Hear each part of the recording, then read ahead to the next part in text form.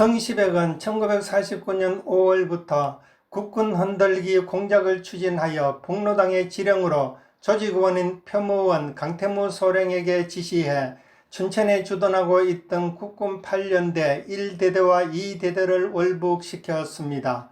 사단도 없던 시절 2개 대대의 월북은 충격적이었습니다. 9월에는 공군에서 근무하던 조직원 박용석을 통해 비행기를 월북시켰고 1950년 3월에도 비행기 2대를 월북시켰습니다. 1949년 9월에는 미군 초계정이었던 1900톤급 킴벌 스미스호를 월북시켰고 1950년 3월에는 해군 소함정 강철호를 월북시켰습니다. 육해 공군을 망라한 이딴 월북 사건으로 가뜩이나 열악했던 국군은 전력상 치명적인 타격을 입게 되었습니다.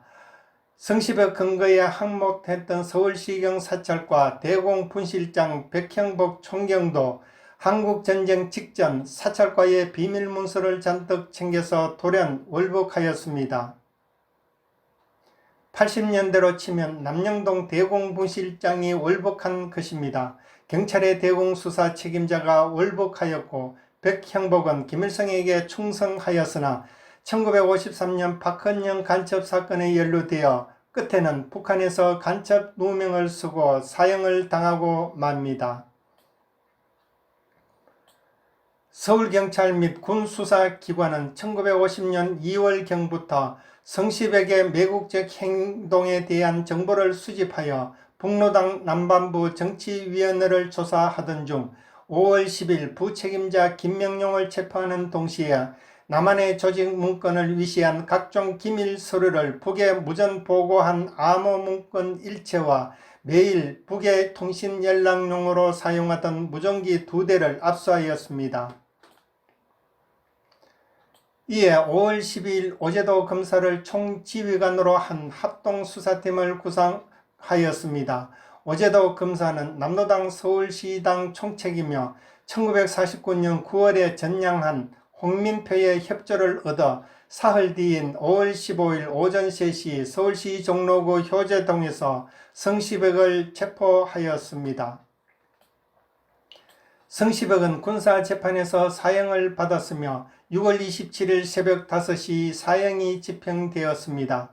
당시 오제도 검사는 조사 과정에 있던 성시백을 이송하자고 주장했으나 군수사기관에서 서둘러 처형했습니다. 성시백은 마지막에 종교에 기이할 의향이 있느냐라는 목사의 물음에 종교는 아펜이라는 말을 남긴 채 형장의 이슬로 사라졌습니다. 인민군은 김일성의 특별 지시에 따라 성시백의 시신을 수습하려고 백방으로 노력하였으나 끝내 찾지 못하여 평양 예국열사능에는 시신 없는 빈 무덤만 조성되었습니다. 공산주의의 만행을 하나하나 덜추어 보면 사람이 얼마나 무섭고 얼마나 잔인해질 수 있는가 하는 사실에 몸서리치게 됩니다. 공산주의는 인간의 악을 극대화시켜 끝모를 살육을 감행하게 만드는 사상입니다. 역사상 공산주의가 들어간 나라마다 잔인한 숙청, 집단 처형, 생매장, 강제 이주, 경제적 황폐화, 상상을 초월하는 인간에 대한 학대가 자행되었고 공산주의 세력에 의해 죽임을 당한 자가 1억 명이 넘는다고 합니다.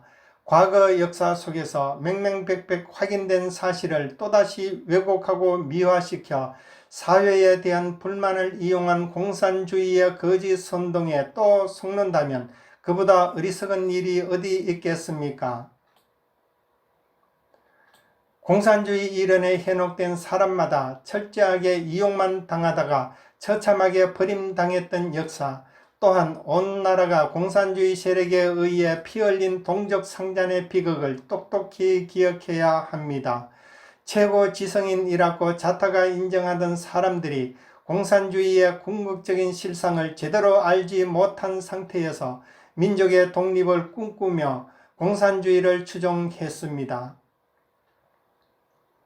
그러나 참으로 어처구니 없는 저들의 비극적 최후는 공산주의가 짐승보다 더 잔악한 피해 살육을 불러오는 너무나 거짓되고 극악한 사상이라는 사실을 보여줍니다. 이러한 비극적 만행이 역사적 사실로 밝혀진 오늘, 이제는 더 이상 속아서도 안 되고 미혹되어서도 안 됩니다. 동일한 비극을 똑같이 반복할 수는 없습니다. 우리 모두는 세계 역사 속에서 공산주의에 의해 죽어간 1억 명의 희생으로 얻게 된 이 무서운 교훈을 뼈에 새기고 또 새겨서 결코 잊어서는 안 되겠습니다.